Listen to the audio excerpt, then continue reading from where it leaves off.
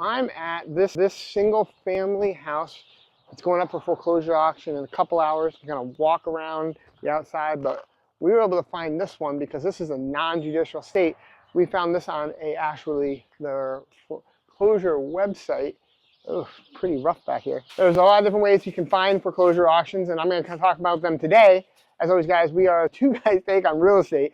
This is our Foreclosure Auction Masters channel, and if you haven't yet, make sure you subscribe. If you could, it does a really helpful if you hit the like button because it tells the algorithm, hey, these guys are awesome. And as always, guys, we teach you from our stupid mistakes, which, God, we have made so many of them.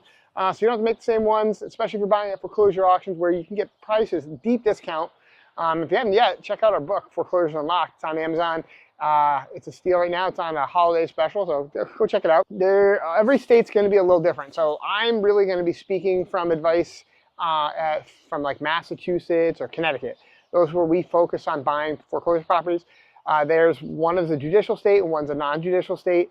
And I kind of go into that a little details, but those are going to be different. Your state might be a little different, and how you go about finding them. But there's generally, you can figure out the process of them, and they're going to be a lot similar. So let's start with this one right here. We're in a judicial state. A non-judicial state basically means that it doesn't have to go through a court or judge to actually approve the foreclosure auction. You're going to see these things typically posted in the Sunday newspaper. Yes, Sunday newspaper, in basically the legal notice section. That is for those who have not used the newspaper in so long, and a younger generation. That is near the back of in the classified area of the newspaper, and this is where all the legal notices are posted. If it's a disclosure state like Massachusetts, you will see that.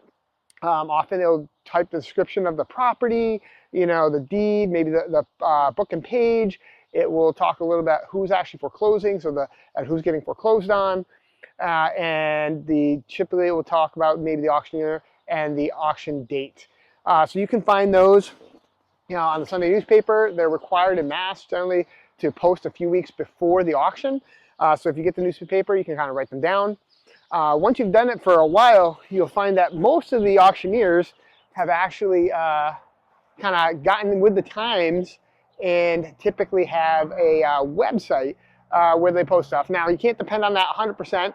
Some auctioneers still don't use websites, but it is, when you find their websites, what we like to do is put together a actual, we have a Google sheet of all the different auctioneers in the area, and then we have our VA kind of go through all the sites and put them down into a spreadsheet and start collecting the due diligence items.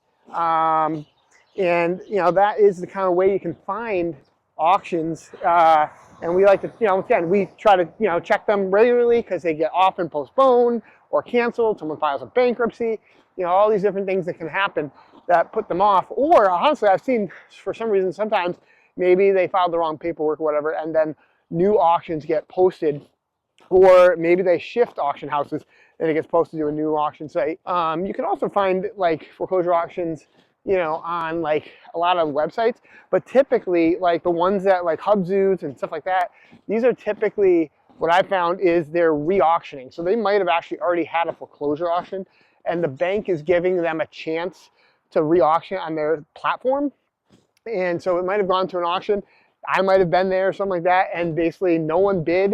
The bank took it back, and the bank's now trying to figure out another way to get rid of a troubled asset. And so they use some of the Hubzoos and some of the other auction websites to try to actually, re-auction it and find maybe a broader audience. Having an online auction, they might be able to get a lot of outer-staters where, like, typically you're not going to see an outer-stater drive all the way to Mass, like I am right now in Springfield, come to the property because it's held at the property here in Mass, and drive all the way here and hope to get it.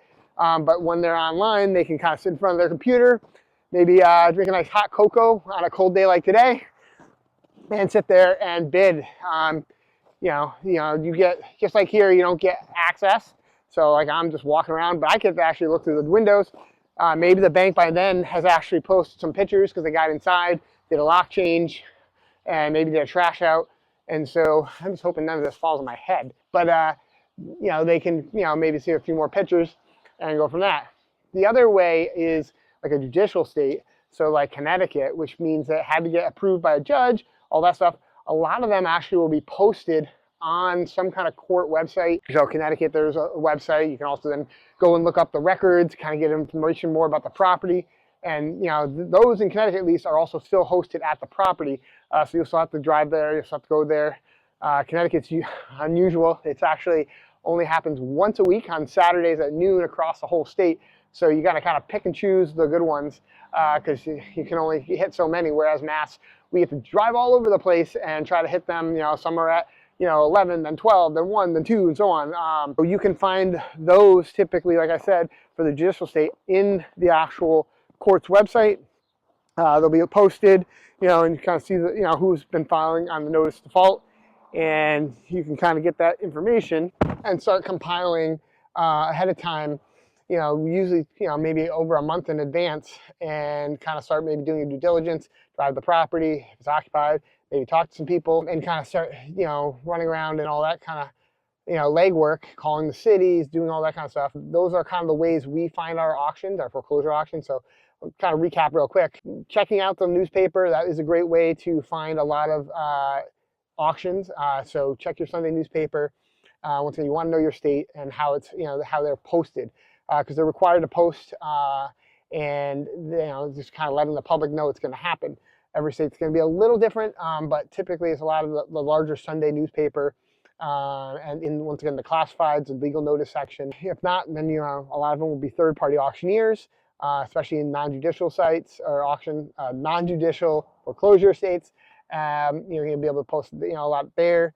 And then a lot of judicial states will have them posted on a website often. I've seen a few other ones they generally will have a database down, like I think it was North or South Carolina. I was looking them up because we're possibly going to look into that area. We had someone down there that's kind of a friend, and we might try to buy some down there, but I digress. But Connecticut, there is a website.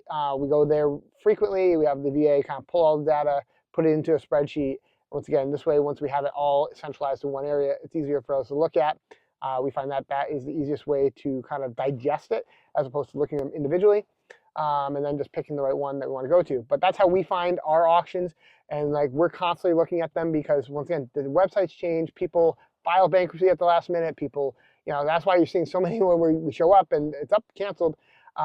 So even though we're trying to check them regularly, it still happens. And you're going to find that too.